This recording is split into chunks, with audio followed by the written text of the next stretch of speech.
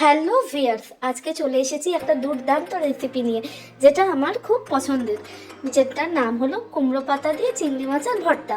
তো এইটার জন্য কিছু চিংড়ি মাছ আর অল্প একটু কুমড়ো পাতার দরকার ছিল, যেটার জন্য মা বাগান থেকে কুমড়ো পাতা তুলে নিয়ে আসলো এবং ভালো করে ধুয়ে পরিষ্কার করে রান্নার জন্য কি কি প্রিপারেশন নিল চলো তোমাদের সাথে সেটা দেখাই।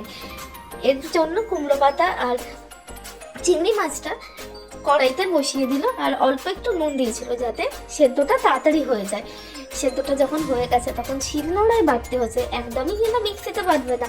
আর যার যতটুকু ঝাল খাওয়ার দরকার সে ঠিক ততটুকুই দেবে লঙ্কা। এবারে একটা কড়াইতে অল্প আদা রসুনের কালো জিরে আর পেঁয়াজের যে ছোটো ছোটো কুচি করে কাটা ছিল সেইটা একে একে দিয়ে দেবে। আর তারপরে গ্যাসটাকে আস্তে করে এটাকে একদম লাল করে ভাজতে হবে।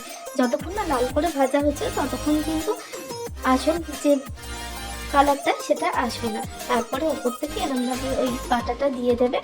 আর একটু রঙের জন্য মা দিয়েছিল একটুখানি গুঁড়ো লঙ্কা, যাতে একটু কালার আসে। তো এটা তো কিন্তু আমাদের খুবই ভালো লেগেছিল, তোমরাও এটা ট্রাই করো আর আমাদের নিশ্চয়ই জানিও যে কার কার ভালো লেগেছে। ততক্ষণের জন্য টাটা।